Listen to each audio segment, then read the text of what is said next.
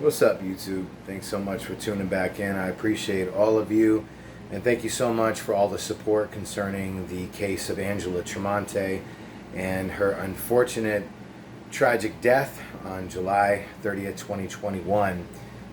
Now that there's so much more information that I myself and other entities have had time to review, it's come to one conclusion.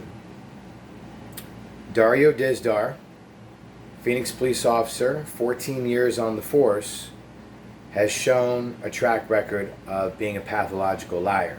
Not only lying to police and being on the Brady list from an incident that happened in 2009, which I made a video about just earlier today. You guys can check that out.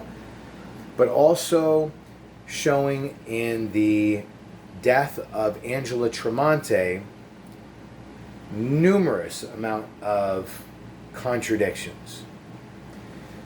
So here's where we're at now. Regardless of whatever the friends and the family members do, okay? Whatever they do, hiring lawyers, private investigators, whatever it is that they do, that's their business, okay? But for the rest of us, no one has to ask me or tell me and say, hey, yo, can you help with this? I'm already on it. I've been on it since the beginning. It's been almost 4 weeks. We're just 3 days shy of being 4 weeks now since she died. And I've been making videos about this for 3 weeks. I've made about 10 videos about it. The bottom line is that we're in a situation now where ultimately what we have to do is contact the higher authorities. Now, some of you don't want to put yourself on paper and you don't want to put yourself out there, but some of you are like, I don't care, I'm going to stand for it no matter what, just like me. And that's what I'm going to do. I mean, how many of us have already, how much things have we posted about that were controversial on our Facebook page, our Twitter, our YouTubes, our Instagram, or this or that, or whatever platform you're on? We've all posted controversial information.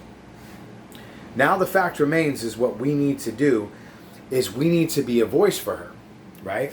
Not only do we need to be a voice for her, we need to be a voice for justice, a voice for truth, a voice that comes through and says, we will not accept anything less than an investigation with integrity, honesty, that collects the facts and information, but also shows evidence beyond a reasonable doubt based on Dario Dizdar's own incriminating statements from what he said, the whole situation, from saying that he was familiar with the mountain, knows it top to bottom in the beginning, and then his statement the next day to Phoenix police saying, oh, I never hiked Echo Canyon Trail and Camelback Mountain. Oh, I'm not really that familiar with the mountain.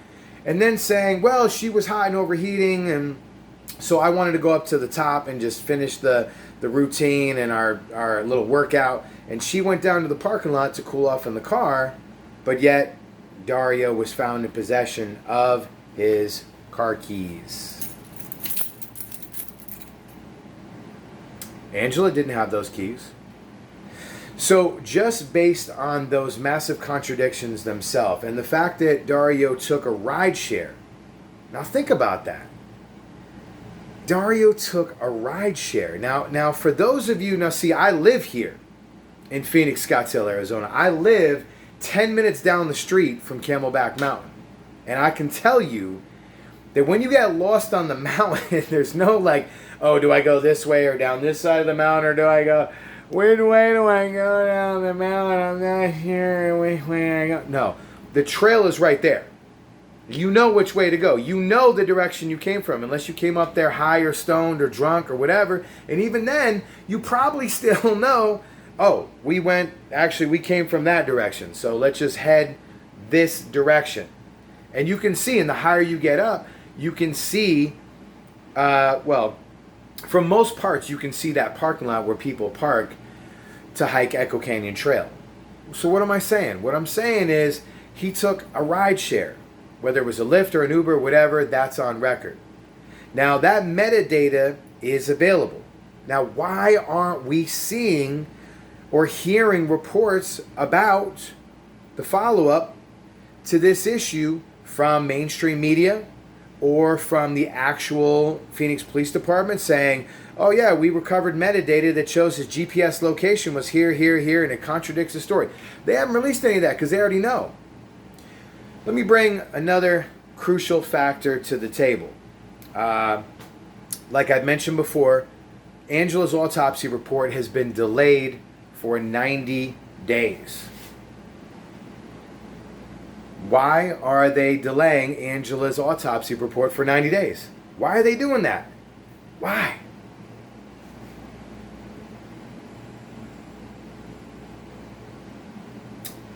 I'll wait. How would you feel if this was your sister, your girlfriend, or your best friend? And they delayed the autopsy for 90 days and wouldn't tell you how she died. Does that make sense? It's pretty suspicious to me. But here's the other thing I want to bring up in conclusion. That house where Angela's body was found, that's Millionaire's Row right there, okay? That's where all the millionaires live. And I'm going to tell you something about that area. They all have cameras, all of them.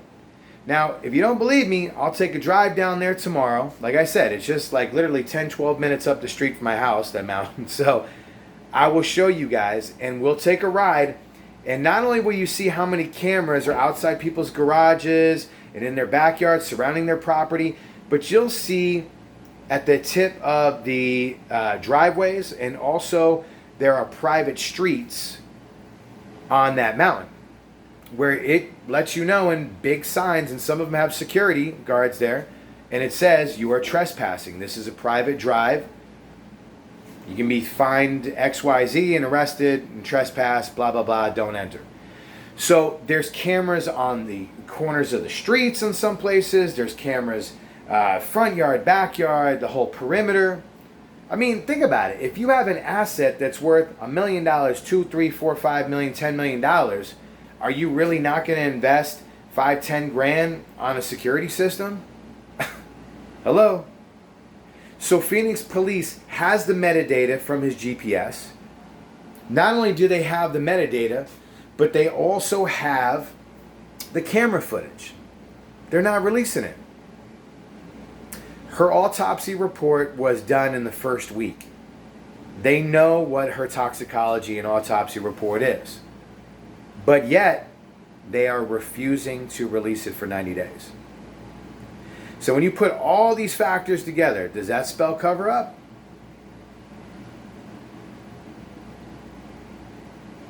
I think so. And for anyone who's been paying attention, I think we all know what's going on here. And it breaks my damn heart. It makes me angry and sad all at the same time, because Angela is gone. I didn't know her. But she could have been anybody to me or to you. And if the police, Phoenix Police specifically, get away with this, if they can cover this up, same thing can happen to you or me. This could have been you or me. You say, oh, I wouldn't have traveled across the country and just met up with some dude I didn't know. Or for you, the guys, you would say, oh, well, I'm not worried about traveling across the country and some girl killing me. Sorry, that's my sarcastic, you're an idiot voice. What I'm saying is, people travel across the country and across the world to meet each other. Strangers meet each other online all the time. They don't end up dead within 24 hours, ladies and gentlemen. Regardless of whether you agree with what Angela did or not, she's dead. And there's a cover-up. And Dario Dizdar, the police officer that was with her, has contradicted himself multiple times. If you're telling the truth, you do not contradict yourself. Your story is consistent.